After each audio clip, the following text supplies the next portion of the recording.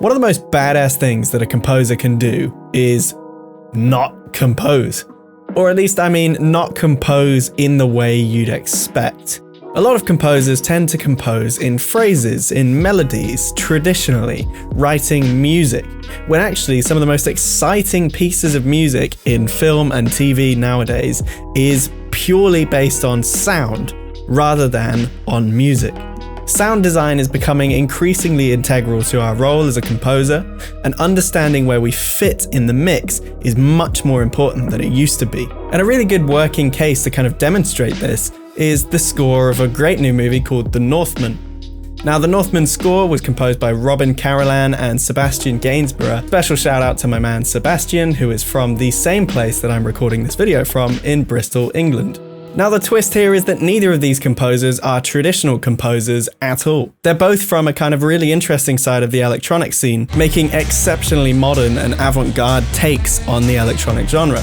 And I think this is exactly what makes them best placed to score a movie like this. So let's kind of break down now the only available track from the score that is out at the time of this recording, and we can kind of talk about how they've used sound to do the job of music, and how that actually makes their pieces twice as musical when they are musical. To get to the real meat of this discussion, we kind of need to go back and look at the context of film music from around 2010, just before, to see where this kind of transition from music to sound started really happening. Now, synthesized scores and sound design based scores have been around forever, but the people who really drove that change were the biggest composers of the era and are still huge composers now. What they did that was very different from many of the scores at the time was they focused on making a sound, a sonic impression on the audience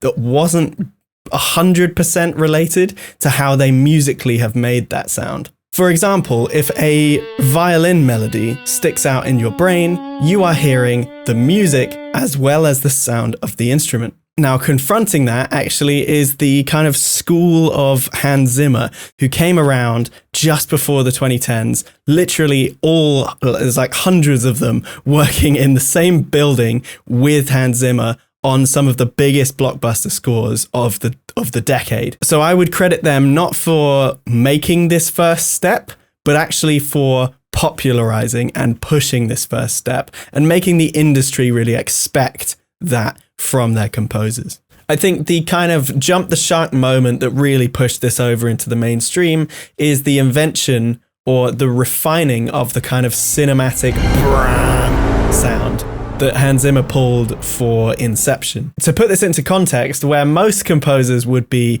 scribbling on paper, trying it out on the piano, going back and forth, doing all that kind of stuff, and then finally refining this amazing piece of music. Meanwhile, Hans Zimmer kind of just went, I've got enough money to get an entire orchestra of brass players to come into a church and just play sounds into a piano with the sustain pedal propped down.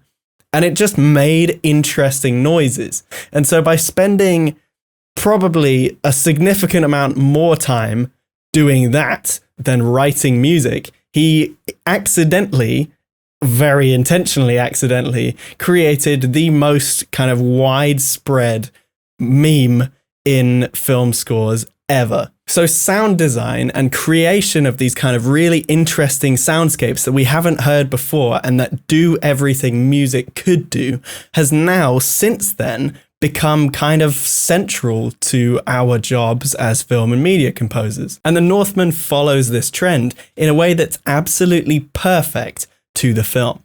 Have a listen to the next kind of 10 seconds of this track called Storm at Sea from the Northman.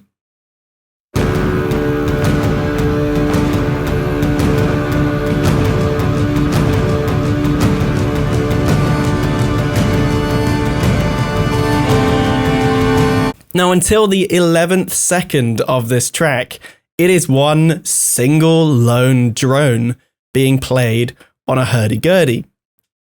The only kind of musicality to this piece is the rhythm that's being played on the drums. And now the drums kind of make an appearance here and there throughout the film as a kind of symbolism of rage, and it's got that kind of big, loud, cinematic feel. So I'm just gonna discount that for a second, and let's focus on the kind of sounds that the strings are trying to play here.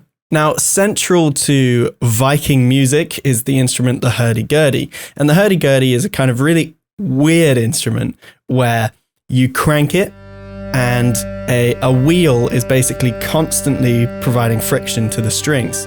So you have some strings that will stay in one position at any given time and be a drone, and then you have keys on the side of the instrument that will change almost like putting a finger on a fretboard on a guitar and change the pitch of the other strings. So you will always have a drone as well as your melody or your moving lines. It's important to kind of note that this drone and this hanging on single notes on the hurdy-gurdy is the sound of the Vikings. And not just in this film's case, but that is simple kind of language of Vikings. It is the most prominent sonic element in any traditional Viking music, and it will appear in every single representation of Vikings forever, basically. Now, the other instrument just like this is the hardanger fiddle, which you will hear again countless times in Viking media. It's a fiddle that comes from Norway originally and has a very kind of iconic, prominent sound that you will recognize the timbre of. You can hear it a few times in this track, including right here. The drone of the hurdy-gurdy kind of sounds like someone is endlessly grinding a wheel against the strings, whereas the fiddle kind of, you hear the breathing of the bowing as someone bows the fiddle. Now, these two sounds are great. They're Viking. Everyone knows them. So what's so interesting about how they're used in the Northmen? Well, first and foremost, the composers of the Northmen kind of lean into the fact that not only are our characters and our politics and our world a little rough around the edges, but also probably the instruments of the time of the film would be a little bit rough around the edges too. And so something really interesting that they do is they really lean into the sound of just bad instruments, just dodgy instruments. I mean, just listen again to those 10 seconds.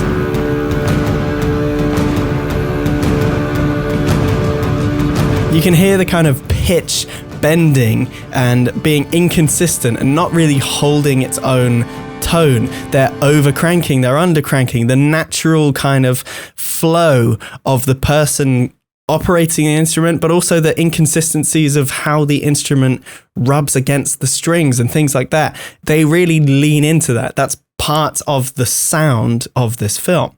This is only compounded then when the fiddle comes in and does the same thing.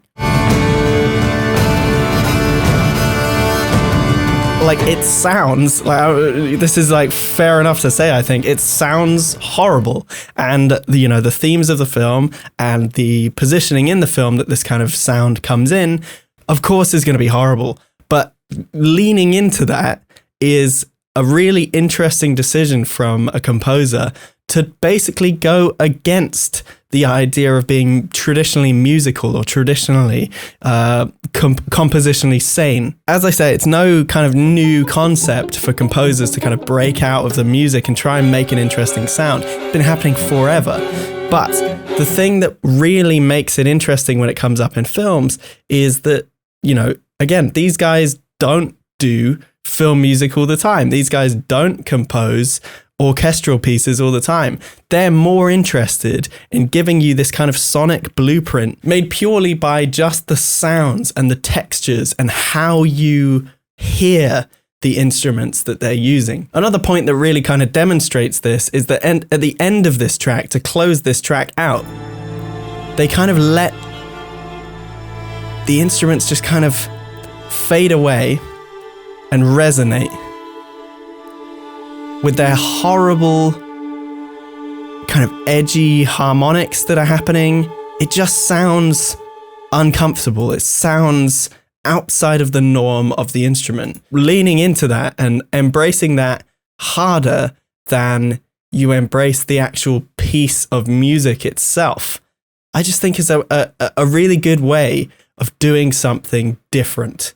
It'd be super easy for someone kind of like a John Williams type to turn up and make a leitmotif or a theme of the characters or the concepts using melodies and using actual composition, if I air quotate that. But actually, the most effective way of generating the emotions and the feelings and giving that kind of sonic backup to the picture is not doing that.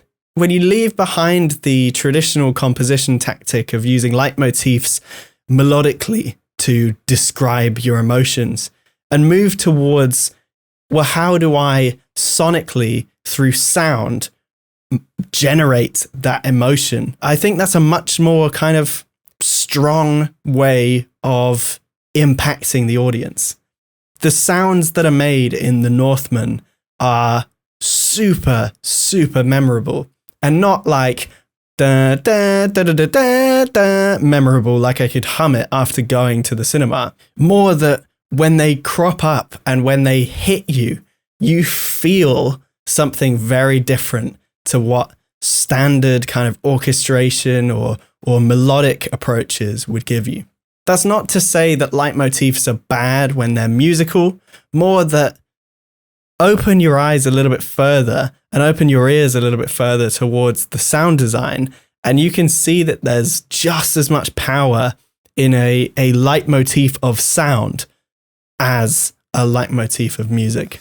If you haven't seen The Northman, go and check it out in the cinema. Go and check it out as soon as it comes out. And I hope some of you are waiting for the album to drop like I am. It's going to be a super great moment, and the tracks are just so heavy. I'm looking forward to it completely dominating workout playlists across Spotify.